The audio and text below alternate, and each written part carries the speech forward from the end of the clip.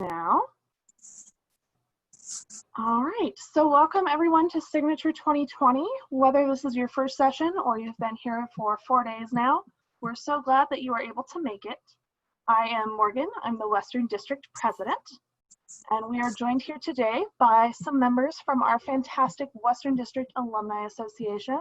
So I will go ahead and turn it over to you, Natalie, to get us started and introduce all of your fantastic team. Okay. Hi, everybody. I'm Natalie Kimura. I am the current TBS Western District Alumni Association President. I am one of two. My counterpart, Chelsea, couldn't be here today, but I'm going to try to be brief. I am from the Omicron chapter. That's at the University of Utah in Salt Lake City. I'm originally from California. I have had a lot of experiences in TBS. I've been a past Western District Vice President of Special Projects and Membership. So I have a lot of experiences with like multitasking, I like to think of it.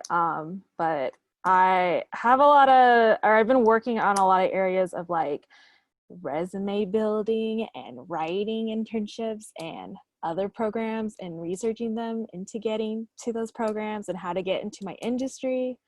So I have a lot of experiences in that, and I've been partly participating with like TBS and trying to get into my field of work. So I have a lot of experiences in that.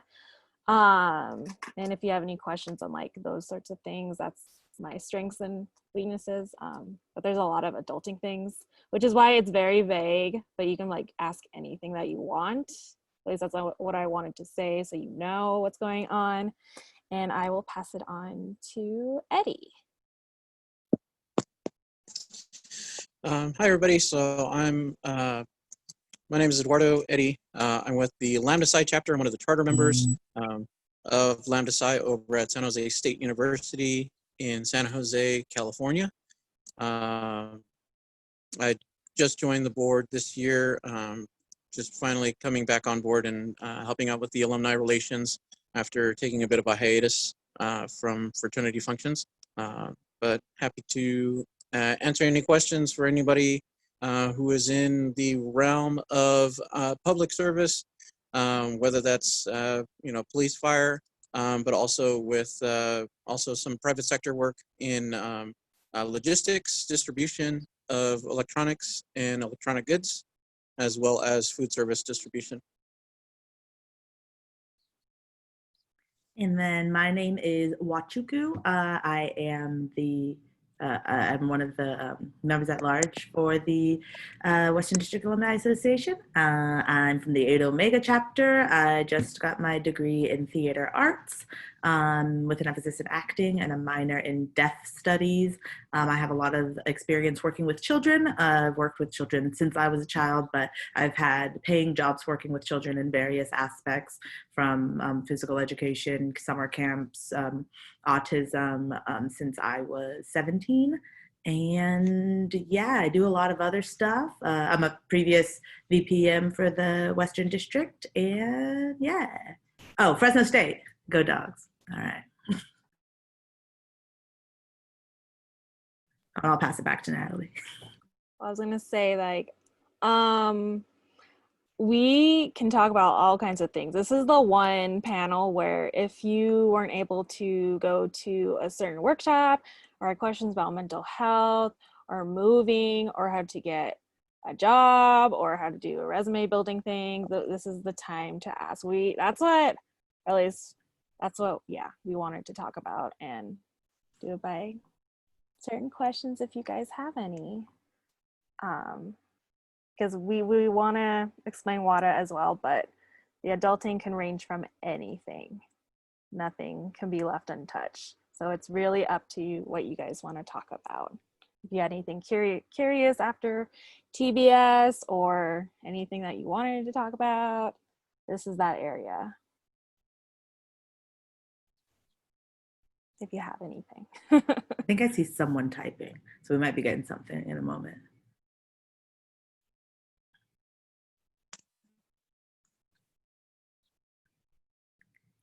Someone asked about workman's comp. Ooh, that's a good one. Who wants to take it? Well, I like in like how to get it or what it is or what like specifics.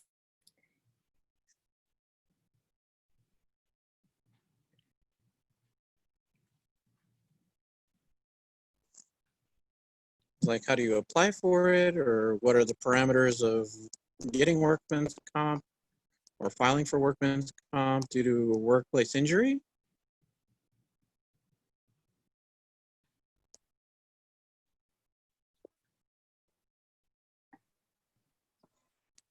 Like, I've recently got injured at work, so I'm now having to deal with workman's comp, and just like the whole process of it is fairly confusing.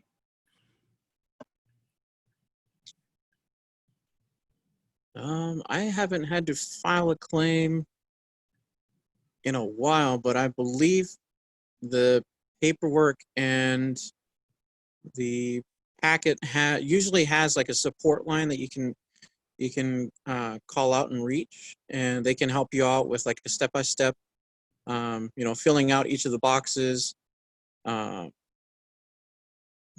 in order to make sure that you have the right claim filed, and just making sure that everything is legit on the paperwork end. It's just being very mindful of just not overstating anything. But yeah, any of those support numbers, they can usually help you out and fill it out for you step by step over the phone. Another thing I would suggest in general, I think this kind of, in terms of something like this, but in terms of a lot of other issues in terms of adulting or struggles, is going to your campus. Even if you've already graduated, there's oftentimes resources on campus that you could like call the office and be like, hey, I don't know how to do this. Can someone help me? And sometimes there are people, I know on our campus, we have someone in our health and counseling center who helps students with things like that. And she's helped some of my friends who are alumni. So maybe looking through even your campus's resources and seeing if they have anyone who might be able to help you, because they're more likely to be on your side than going like through the job. Obviously, HR is supposed to be there to represent you, but I know some people are worried about whether they're there for them. So maybe if you want outside opinion to make sure you're doing things right, that could be. And again, if they don't know the answer, hopefully then they can direct you to someone on campus who can. And the only thing I thought of for that was depending on the company and depending on the workplace. I know usually the big major one is OSHA. OSHA is required by law by major companies. And they always are supposed to have the resources, like the numbers, ways of contact are supposed to be there in the office by themselves. That's why I'm like, I don't know what the situation is, but they have to require by law to have that there. So I don't know if that's the same or if it's related to workman's comp. But I know they have to do it because they will get sued if it doesn't follow that because of that. Yeah. Is there any follow-up questions to that one or anything like specifics?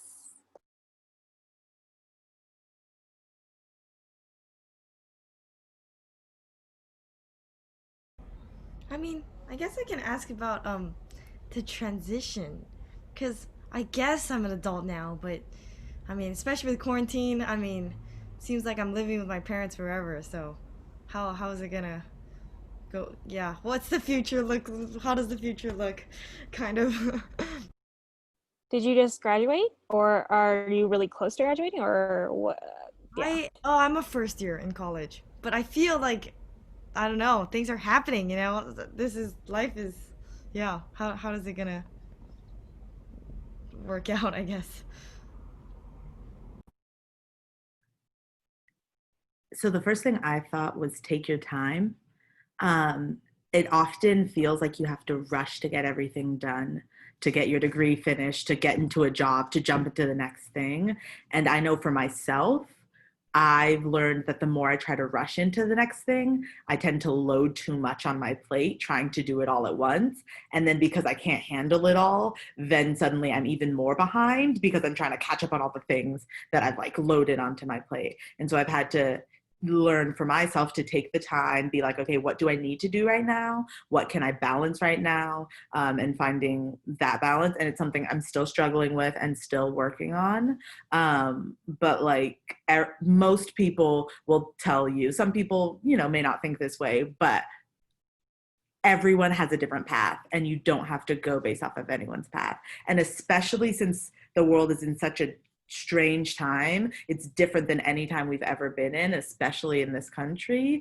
Give yourself some like leniency to not know because you can plan so much and then everything can change. And sometimes you're like, oh my gosh, everything's changing and it's horrible. And then you're like, wait, actually that change kind of worked out for the best. And sometimes it doesn't feel that way, but just like not beating yourself over the head when what you think the future like is going to look like isn't how it looks like. Does that make sense? Was my first thought on that. I was going to build off of it and say, invest in your friendships. Really take the time to bond with your sisters. Like, since it's just your first year, just be friends. Take your time. Yeah, it's like, that's the biggest one I think about looking back. Is like, I was such a workaholic. I was like, okay, I gotta do this, gotta do that, gotta go here, gotta go there, gotta plan that trip. And I think that's the biggest thing is like, this is a special time, like 4 to 5 years of like working on classes, having another job, having that time to do, you know, everything like you would do in your usual schedule. But that's like, it's really hard also. But that's the one thing I wish I could spend more time with those friendships, because it really is like that one period where you're all stuck together in this, well, hypothetical room, and you're spending the time, especially in this organization, to like do social activities, do service activities, doing a ritual.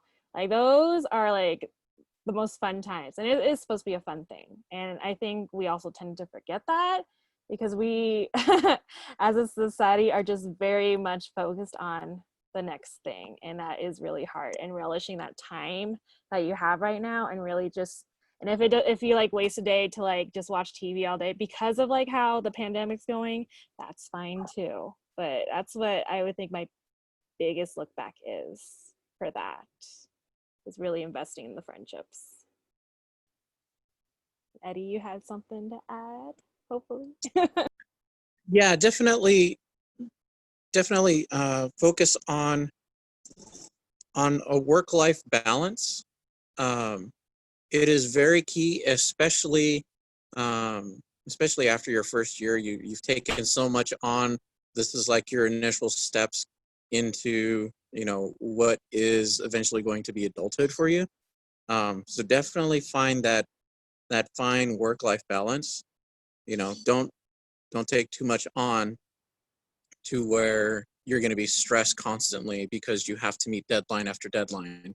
You want to give yourself enough time in between deadlines to, you know, have some breathing space, have some space to meditate, have some space to, you know, take care of even the most basic errands, like going out to the grocery store, you know, or even just getting a walk in around the block. Finding that work-life balance is very crucial during this time period for you, so that you can develop a steady routine that you can take with you for the rest of your life. Not saying that it's going to be constantly mundane, but, you know, something that is feasible with your life and with your career path. And to piggyback again off of him, having friends not only in the areas that are fun, but in your field of study, and the work you want to go into. We talked about this a bit in the resume building one. I talked about how I spent so much time in band and the groups, and that has given me so many skills and a lot of resources and connections and network in that group. And I'm noticing that because I spent so much time there, then my friends who were spending all their time in theater have all these connections in the theater world, right? And so I'm kind of playing catch up there. And I do not at all regret having all of these connections in the music world, especially because the two go well together, right? And maybe you may feel like your field doesn't really work with music. But again, many of our members, as many of you know, aren't music majors. And so you still have connections with people, but it's important to have like those people who are in your field that you can go to and talk to and be like, hey, I need help kind of doing my next step for this, or I'm applying to this place. Have you heard anything about that? Or I don't know how to do this. And then also having those people who aren't in your field, who are your friends, who you can just not have to think about work and things like that. And then the other thing I was going to say is also don't ever feel bad if you do live at home. I know a lot of people who lived at home all through college were able to save up a lot of money and it worked out for them. I know other people who moved out of their house immediately and have now moved back now that they're like in their late 20s, early 30s. And everyone has different paths. People go on paths where they move out, they never come back. People stay there until they're settled. And it doesn't matter as long as you're doing whatever is best for you and your career and your future and your mental and physical health. Everyone's different, and there's no shame if you're still staying at home. Honestly, if I could still be staying at home and balance everything, I would be. It would be much cheaper. And I keep forgetting this part. I forgot this happened to me like halfway through my college years. Is like, also understand like what you're passionate for and take the time to know yourself. That's a really hard thing though, because the high expectations to be like, okay, you know what you want to do. You're going to get a job at this age. That's like not a realistic expectation at all. And it can take time to figure out what you actually want and it will hit you out of nowhere. That's like something nobody tells you, or they keep telling you, you don't listen to them. Because if you're stubborn like me, I wouldn't listen until I have to do it and then I have to follow it. Like finding out what you really are passionate about is something like that will get you through the whole thing. And if you can spend like 1,000 hours doing it, like you do 1,000 hours for practicing, then you know you're like actually passionate for something that you care about, and knowing that you're invested in it is really important to think about too. It's not easy, but it's something we're privileged enough and lucky enough to do that we definitely cannot forget, because we got to take care of ourselves, and we are going to be contributing to a society that's so scary right now. But that's just the way it got to be. And that's all I have. Yeah, thank you all. I know that was a really vague question, but to pick off of that point, I know everyone, because I also am undecided as of now, although I'm like thinking of some of the paths, but everyone always, says keep exploring, things like that. And I hear people with paths that are just, jump around here to there, which is awesome. But when you don't have a specific direction, how do you, I guess, stay focused, or like, yeah, because you say it pops out of nowhere, and I can't wait for that feeling. But like, what should I be doing, to like still be working hard towards my future goal?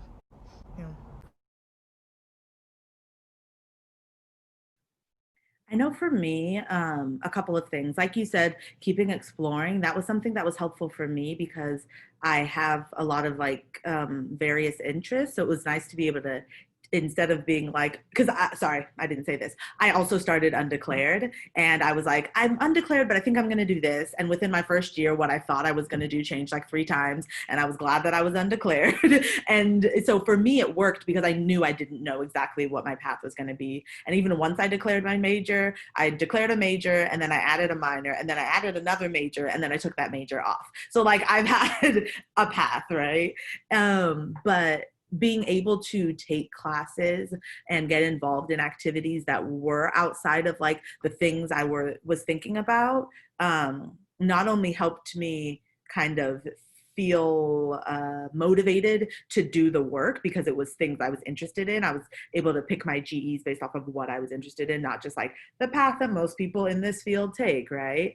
And through the GEs, it helped me find one of those two majors. It's the one that I ended up dropping, but I literally only dropped it out of time's sake. If I had more time and more money, I would have completed it because I loved that field as well. And that field was linguistics, if anyone was wondering. But what was my point in that? Oh, just to keep exploring different things.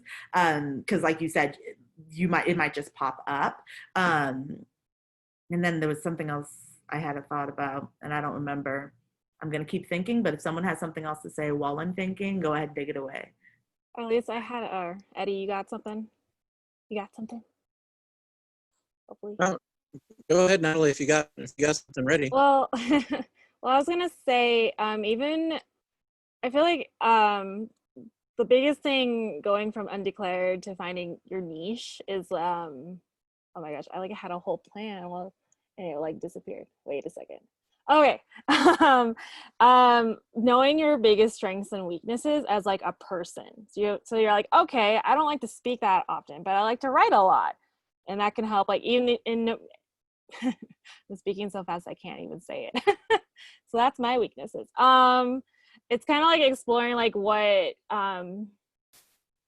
does that make sense? Like knowing like your biggest strengths and being in like TBSigma helps a lot, because that is also kind of a way to understand your niche of like what you're interested in. So even like running for a chapter office or being a committee head chair or taking charge with a service project, maybe one of those areas might be something of your interest. And those are just starter points to find out like what you like. And that's a way to do it as well, besides just doing general education. TBS kind of gives you that outlet to explore different things. And I don't think people realize that, because even if it's just like music, sisterhood, social, service, all four of those things have like, they go off into like history, and they go off into bigger leadership opportunities. It's like those sorts of things are like, in finding if those work out for you, that can be like another step in the right direction. Yeah. And that helped me remember what my other point was going to be. Thank you, Natalie, which was, yeah, finding something that gives you motivation. So like, I know at one point I was like, I don't want to be in school, but I have to keep up my GPA to be active, so I have to work hard, right? And so like, yeah, sometimes you can't find that internal motivation, but finding something that's gonna keep you like, okay, no, this is important to me, and I know that whether it's just because you need to get that GPA marker, whether it's because you don't wanna let your sisters down, whether it's because you know that you can't balance both, or your parents won't let you do both, or whatever it might be, finding something that'll keep you going. And like, I guess for me, like negative reinforcement, where it's like, if I don't get this, then, or like if I do that, I don't remember, there's like a negative reinforcement, positive reinforcement, whatever. But my point is, for me, it's kind of like the risk of not getting the thing I want tends to work to push me. So maybe look up the difference when you get a chance of, and maybe if I have time, I can look it up and circle back to this, but between negative reinforcement, positive reinforcement, negative punishment, and positive punishment. So negative, positive, punishment, reinforcement. But finding which one of those if you can figure out which one of those tends to motivate you, and then being able to maybe set up plans like that. So again, for me, it was like, okay, if I want to be president in my chapter, then I need to be able to do X, Y, and Z. But I can't do X, Y, and Z until I finish all of my homework this week. So if I want to be able to do all of that work so I can do the thing that I love, I have to like finish this, right? And so I know that's what works for me. So maybe finding those tools that help motivate you.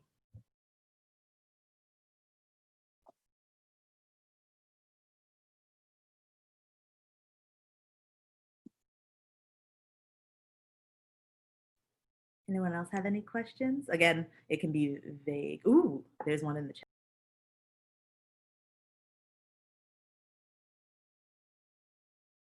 Sorry, I'll read the question. What is one thing you wish you knew / were told when you graduated college?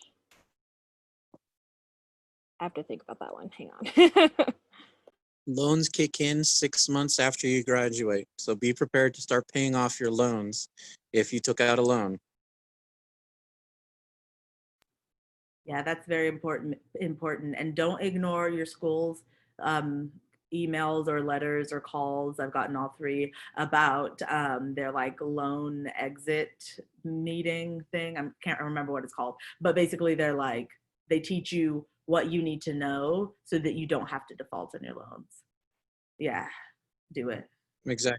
Because defaulting on your loans ruins your credit for years, not months, years. So stay on top of it. Even if you're paying just the minimum, as long as you're paying the minimum, your credit score will not be affected by it. And speaking of credit, another thing that I wish I would have been told is don't use your credit card unless you need it. I know it'll be tempting to be like, oh, I can just pay this off. But if you're like, oh, I'll just pay this off based off these plans I have after graduation, and then when you graduate, you're in the middle of a pandemic and you realize that your work plans are not panning off, you know, like don't use your credit card unless you need it. It's there for emergencies, but use it for emergencies.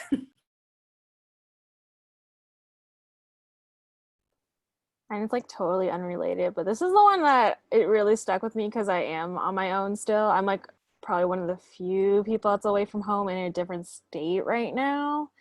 It's just like pursuing the career that I really want, even during a pandemic, even a year after everything happened, like from graduating. It's a very lonely journey in your 20s with wanting to live somewhere for food and all that stuff. That's what my biggest struggle is, because it's just you're on your own.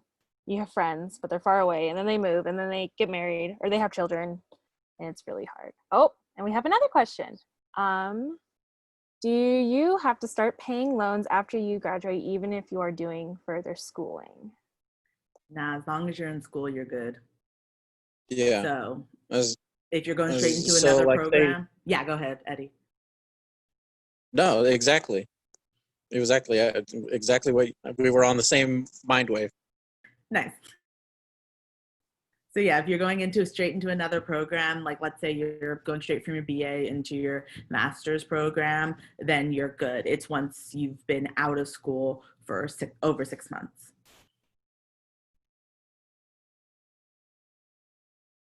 Yeah, so it doesn't matter if it's on a secondary bachelor's or if you're pursuing like a teaching certificate or graduate certificate or even a master's program. As long as you're consistently going to school, those loans do not kick in where they require payment until 6 months after the fact. But do remember the difference between subsidized and unsubsidized loans. And I always get this a little confused. So I'll say what I think it is. And Eddie, I feel like you've got this a little more than me. So if I'm wrong, let me know. But my understanding is that subsidized means that the interest doesn't start accruing until after you've graduated. And unsubsidized means that as soon as you took out that loan, so let's say it was your second year in college and you took out a $1,000 loan, that interest is still accruing during that time. And so starting that year throughout your time in school, that interest is accruing. Whereas if it was a subsidized loan, it wouldn't be until you were done with school and started paying it off. Is that exactly correct, Eddie? Cool. Exactly. And just so everyone knows, right now, unsubsidized school loans are at a higher percentage than it would be for a regular mortgage typically at this point in time because of the way the market is. So just bear that in mind. Yeah, your parents' home loan might be less than what your student loan is percentage rate wise. So just keep that one in the back of your mind.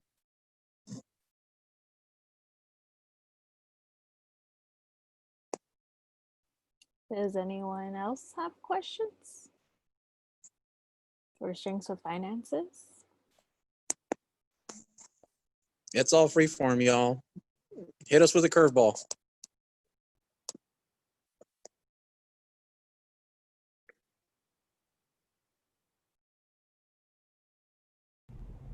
What's your spirit animal?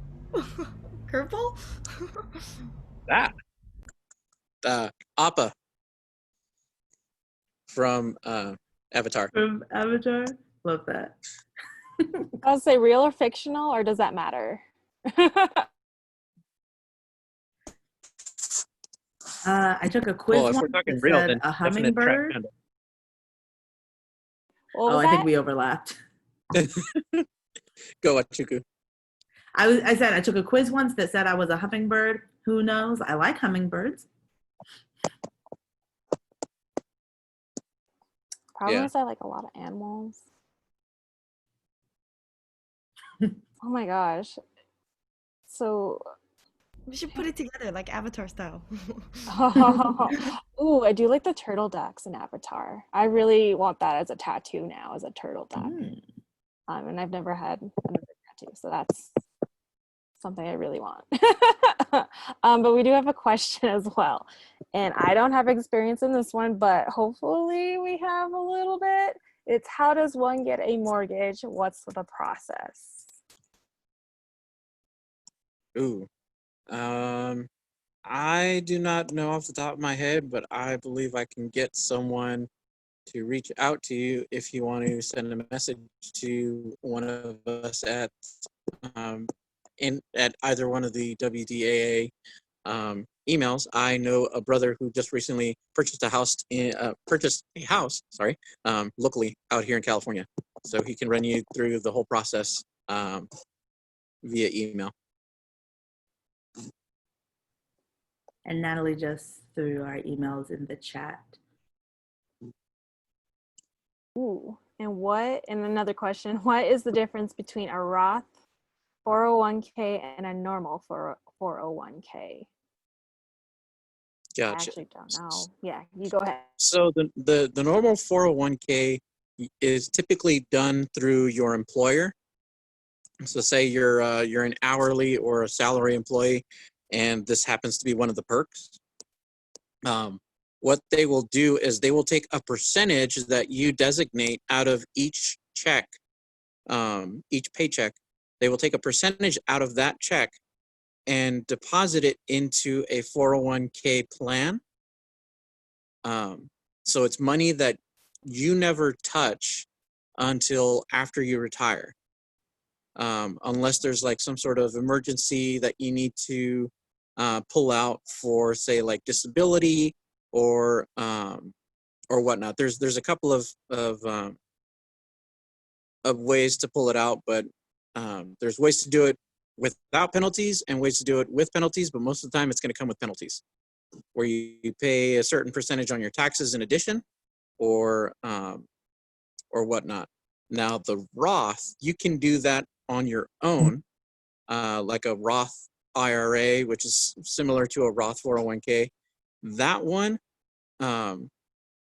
is you pay yourself, and that's all after tax. So say you want the company to pull out 5% of your wages from that check, and then in addition to that, you pay, after your taxes are taken out of your check, you pay another 5% into the Roth IRA.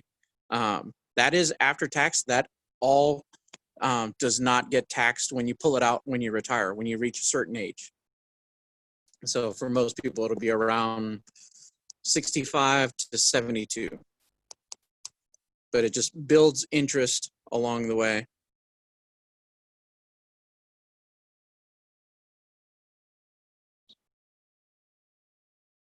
Even I learned things. Is there any other questions for you guys? Any curiosities? Ooh, See a question. that's a good question. Do you want me to read it? Any That advice is a on good question. moving? Oh, yeah, moving to a different state, like finding apartments, jobs. Does any? Yeah. You guys can go ahead. Well, I've lived in the same city my whole life, so I'm going to defer to you two on that one. Okay. I've lived in various different cities in Silicon Valley. I was born and raised in San Jose. I'm back in San Jose, but for a while I was jumping back and forth between different cities up and down the Bay Area. So just finding jobs and stuff. It's all about networking. You know, if you like the job, you like the offer, and they want you to move out there, do so. And if you need tips and tricks on where to find apartments and whatnot, I mean, you know, not to sound old, but back in my day, we used Craigslist. I'm sure now it's going to be more like Facebook Marketplace or looking at like apartments.com, whatever. You know, but just what we eventually want to do is we want to have like a resource where brothers and sisters can chime in and be like, hey, I'm thinking about moving out to this area. I'm looking at a job at so-and-so. Anybody have any tips on like what the market rate is for a 1-bedroom apartment or whatever? You know, and we want to be able to chime in and be like, yeah, just, you know, don't pay too much. You know, here's the numbers you'll get in this city and that city. It just really depends on the region, because the pricing varies significantly, especially in California. You know, between the Bay Area and Fresno, for example, I mean, it's going to be significantly different. Yeah, and I was gonna say, at least to add with that, keeping in mind where you want to go, do lots of research on where you want to go. Because I know I've done a lot of extensive research in LA, and LA is like 3 times way more the rent than Salt Lake City, where I live. I've been living for like 9 years, and knowing like the rental differences from like different state to state, depending on where you want to go, and finding a job or if the job pays you, it depends on which aspect of like what's gonna happen. I know, or at least if you're looking for a job, I think is easier first to find it and then going to the area. That's what I want to do, and I've done a lot of research for it. And oh god, I'm like losing my train. But yeah, that's at least the start of it, and knowing like the rates of it. For the job aspect, I know LinkedIn's a really positive one. I know there's like highs and lows for that one, but that's the one where a lot of companies or managers of companies are looking into a lot of the times, and it makes you look professional. They look for that all the time, depending on your field of work. Having a website of like projects you've done in your past, depending on the companies that you've worked with or the experiences that you have, also helps with that, depending on what you're looking for also too. It's like they go hand in hand, depending on, I want to go to this area, and you already know people. And alumni associations in different districts will help in the process of that as well. The worksheet that I'm going to share with Morgan is all the contact websites and Facebook groups of like brothers and sisters in the areas. And you can like join their alumni association and find contacts. So you won't just start from scratch as well, depending on the area or the district that you want to move to. It's like a lot of different connected things. The networking thing, at least we can help with the alumni associations. There's like one in each one, and depending on your field of work, you can definitely find somebody or another sister, and that's the start for that. Oh, looky there. There's another link in there to help you figure out what you need to make to pay for an apartment and living expenses. Ooh, that's a good link. There's a really great yeah, Morgan. Oh yeah, because you just moved back home? Just moved back home with my parents, but I am looking in California for jobs, and one of those I was looking at is Palo Alto. I was a little bit like, that's a bit more expensive than Salt Lake City. Let's see how much. So, you know, when figuring out, especially some jobs ask you how much you would like to make for that job, you might want to consider how much you need to make to live and how that might be different. So I found that particular link very nice. Most definitely. And I want to reiterate, especially for work networking, brush up on your LinkedIn and make sure that that profile is pristine and as chock full of information as you can about your work experience. It will go far, especially in Silicon Valley. And I was gonna also mention, in terms of, you know, we've talked a lot about networking both in and out of the groups, and definitely using those utilizing those connections you have. Like I needed some help with some camera stuff. So I called up a brother from our joint chapter and was like, yo, I need some advice. And it was like a 10-minute conversation, but had I not been in Tau Beta Sigma, we wouldn't be as close as we are, right? And so those little connections that you might have, you may not think about the fact that someone who, you know, was in your chapter and did biology might now have a medical degree and might be working in an area in which you're living and could help you find a good new doctor. Like these things that you may not even realize, remember those connections and go to district events like this one so you can make more connections. And then you can be like, oh yeah, there was that one girl who was talking about how she's done resume help. Let me message Natalie and be like, hey, I need help. We're sisters, you know? So working on those connections, both in and out of your field, both in and out of the groups.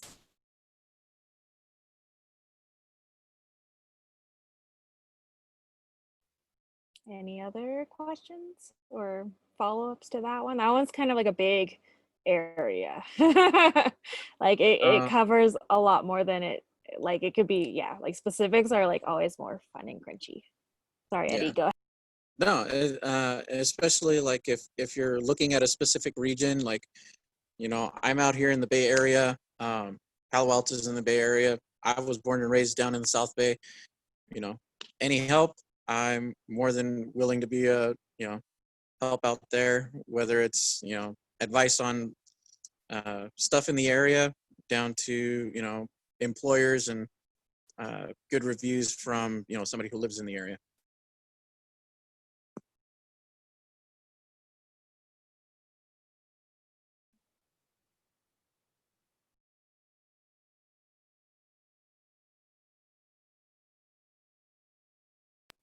Any other curveballs? Is anybody like about to graduate, or is everybody just still in school? I guess that's also my curiosity. I can't tell. Yeah. I am curious, but Perfect. Yeah, I was like, is there any like particular fields you guys are looking for help with? And if so, like what areas you're potentially looking or interested in moving out to?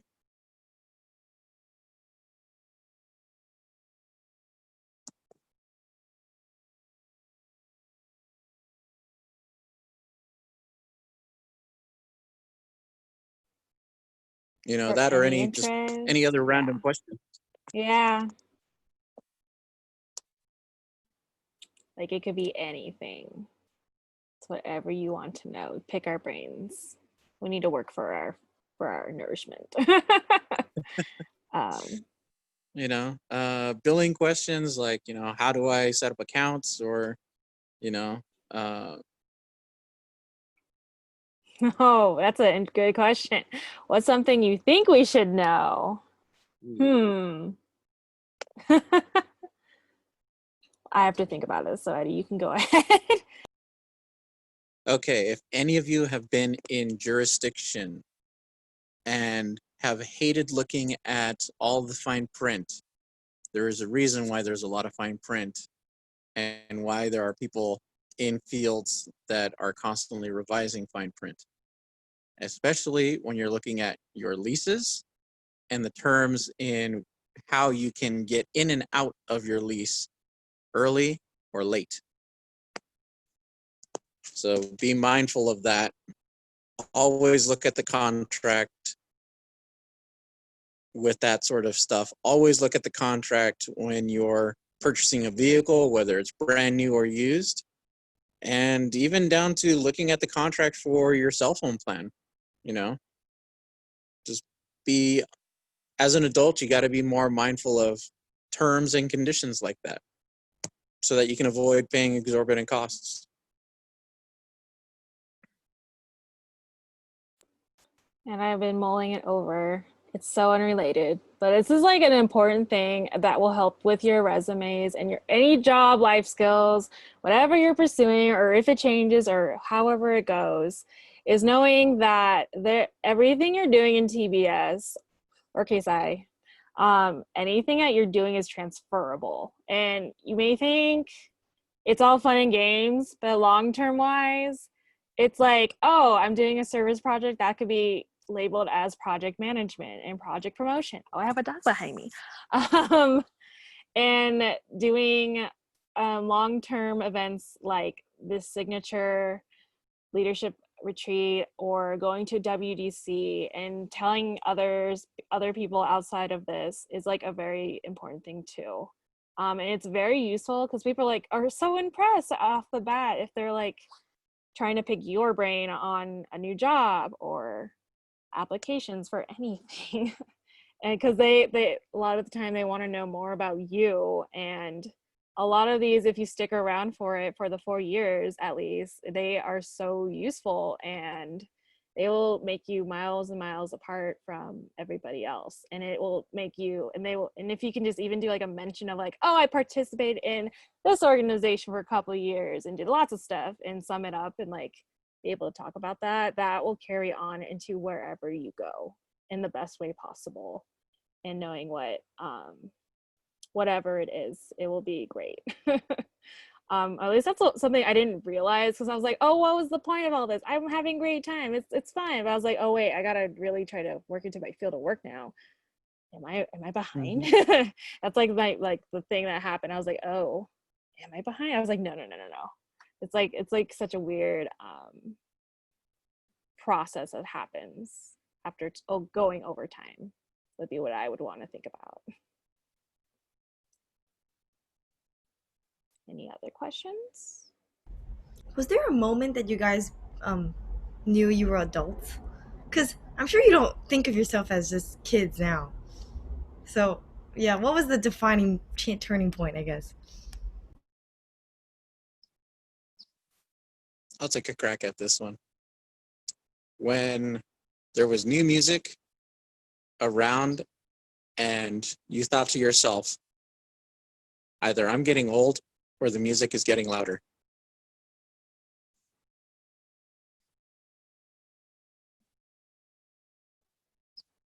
That, I was gonna say learning new terms from other coworkers. Like some things I would never have, like the lingo. It's what made me realize I was old, but I like to still think I'm a kid at heart because that's what I want to be. Gosh, that was like a big sign of like growing up, or I don't know, I feel like I still haven't grown up yet. That's my problem. Or I still look like a kid. That's also another thing.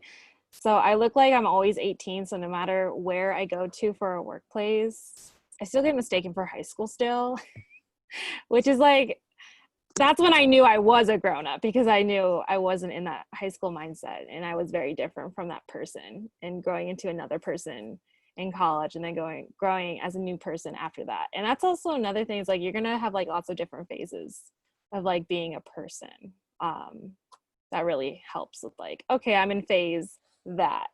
But unfortunately my parents did not help with like following those different phases.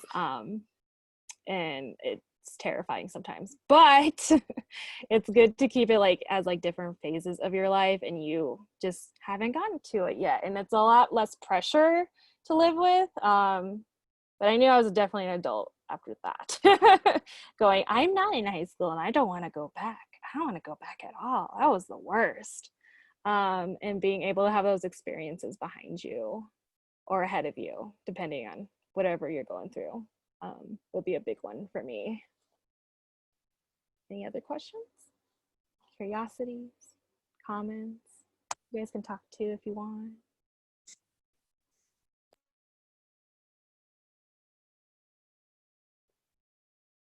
Anything about mental health? What to do with virtual conferences? Or have you guys been liking this virtual conference, like having the 5 days and stuff? I guess I do. I'm like, what do you think about this? Because this is the first time I've ever got to do it, because DLC was always an intense weekend of 3 days, and then everybody's running around with their heads cut off and then bonding and then saying goodbye. So this is like a nice change, reflecting on that.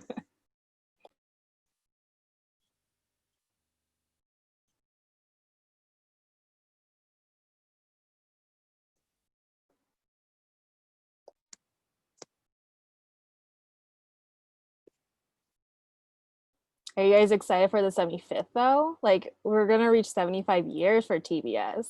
Like KSI just did their 100 and we're doing our 75th. Yeah. Are you guys having thoughts and curiosities about that, or planning to go to national convention in Michigan? Like I know that's like a big thing. Like we're gonna be planning a lot of stuff for that one, and hopefully we all get to see each other and do things. Or have any questions about it? Curiosities? Or Morgan, you can take over if there's no other questions, or I'm cool to yield my time. Or if Eddie, you have anything to add as well. I mean, best I have is, you know, don't be afraid of the next step once you graduate. It's literally just, you know, you're going from one world to another, and it's not as scary as everyone makes it out to be. There is light at the end of the tunnel, and yes, you can go into it.